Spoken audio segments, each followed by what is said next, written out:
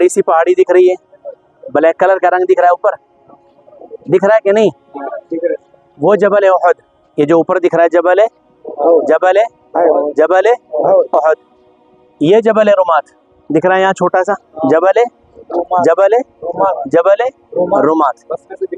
और ये नीचे मदीनतुल मुनव्वरा की तस्वीर, ये नीचे मदीनतुल मुनव्वरा। आप अलैहिस्सलातु वस्सलाम जब मदीनतुल मुनव्वरा से निकले हैं तो 1000 की तादाद में, तो आप अलैहिस्सलातु वस्सलाम निकले हैं 1000 की तादाद में।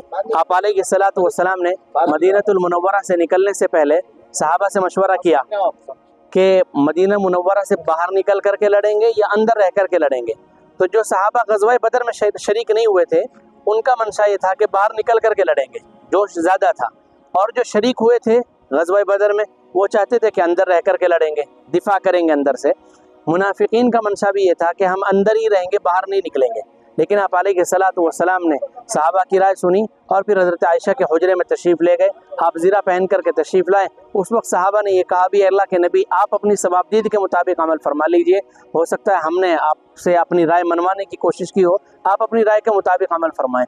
अल्लाह के नबी ने फरमाया कि जब नबी एक मरतबा जंग का लिबास पहन लेता है फिर वो लिबास को बगैर लड़े नहीं उतारता है। इसलिए अल्लाह के नबी फिर बाहर निकल गए मदीनतुल मुनव्वरा से सहाबा को लेकर के। तो आप अलैहिस्सलातु वस्सलाम के साथ उस 1000 की तादाद में 300 मुनाफिकीन भी निकले।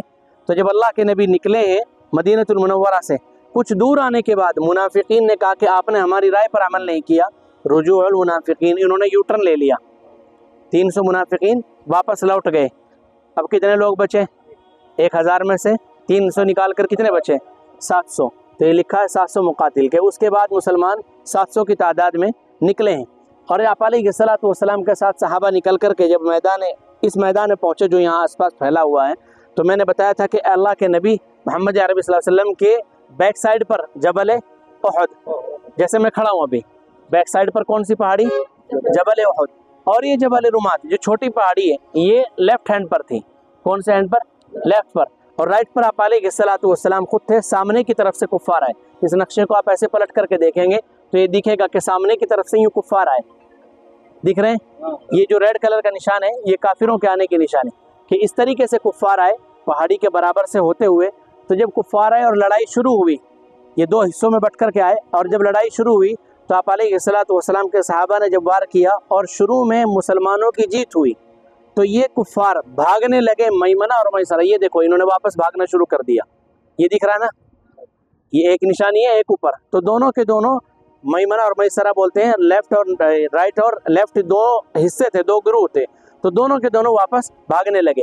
आप अलैहिस्सलातु वस्सलाम ने 50 सहाबा को इस पहाड़ी पर खड़ा किया था, जबल रुमात पर, और ये कहकर के खड़ा किया था कि अगर हम शहीद भी हो जाएं और चील कौवे हमारी नाशों को नोचने लगे तब भी तुम इस पहाड़ी से नीचे नहीं उतरना। लेकिन जब इन सहाबा ने जो इस पर खड़े थे पहाड़ी पर, इन्होंने देखा कि कुफ्फार वापस भाग रहे हैं, तो उस वक्त इन सहाबा ने आपस में राय का इख्तिलाफ हुआ और बाद सहाबा ने कहा कि अल्लाह के नबी का मंशा पूरा हो गया, हम नीचे उतर चलते हैं। लेकिन उनमें से उनके अमीर हज़रत अब्दुल्लाह इब्न जुबैर रज़ियल्लाहु ताला अन्हु ने फरमाया कि नहीं, अल्लाह के नबी ने फरमाया था यहीं खड़े रहना, तो हम यहीं रुकते हैं, नीचे नहीं उतरेंगे। तो 50 में से 40 सहाबा नीचे उतर गए। कितने बचे? 10 सहाबा सिर्फ ऊपर बचे। ये कुफ्फार का जो लश्कर था इनमें से एक के अमीर थे खालिद इब्नुल वलीद, जो बाद में इस्लाम लाए। खालिद इब्नुल वलीद, इनको जंग की तदबीरें ज़्यादा आती थी, इनको ज़्यादा मालूमात थी। तो इन्होंने देखा कि अल्लाह के नबी ने 50 सहाबा को वहाँ खड़ा किया, कोई ना कोई रीज़न है। तो इन्होंने बार बार इस पहाड़ी के पीछे से, वो जो नीची जगह दिखाई थी, मैंने वादी क़नात बोला था, तो उस जगह से चढ़ने की कोशिश की।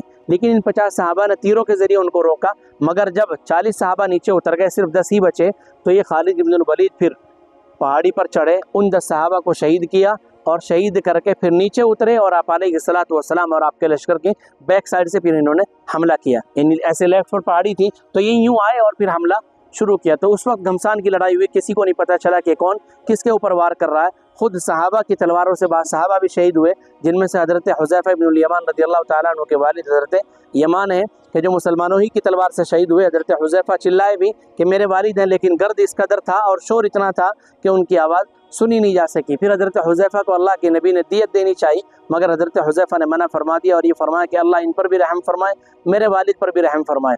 इस गज़वे में जो सबसे बड़ी तकलीफ दह बात हुई है वो ये है कि आप अलैहिस्सलातु वस्सलाम के चचा हज़रत हम्ज़ा इब्न अब्दुल मुत्तलिब रज़ियल्लाहु ताला अन्हु इस ग़ज़वे में शहीद हुए और आप अलैहिस्सलातु वस्सलाम को भी इस ग़ज़वे में तकलीफ पहुंची, आपको ज़ख्म पहुंचा, आपका दंदान मुबारक शहीद हुआ, आपका चेहरा अनवर ज़ख्मी हुआ। तो आप अलैहिस्सलातु वस्सलाम ने जंग के बाद जो कुछ हुआ, बहुत किस्सा बड़ा तवील है, आखिर में ये हुआ कि आप अलैहिस्सलातु वस्सलाम और आपके सहाबा जब शांत हो गए और सब लोग चले गए, यानी लड़ाई ख़त्म हो गई, तो अल्लाह के नबी ने फिर सहाबा को तलाश करना शुरू किया। हज़रत हम्ज़ा इब्न अब्दुल मुत्तलिब रज़ियल्लाहु ताला अन्हु को तलाश किया तो एक जगह उनको पाया, इस हाल में कि उनका आँख, ये नाक कान वगैरह कटे हुए थे, सीना चाक था।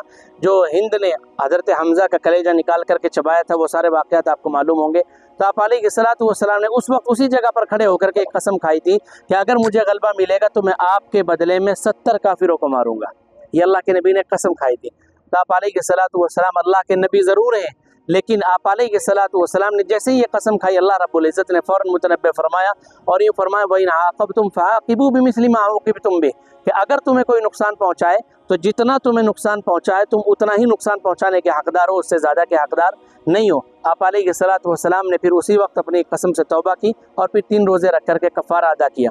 बहरहाल हमारा यहाँ काम है कि हम हज़रत हम्ज़ा के मकबरे पर जाएंगे, सलाम पेश करेंगे और फिर सुकून और इत्मीनान के साथ वापस गाड़ी में आकर के बैठेंगे। आइए तशरीफ़ लाइए।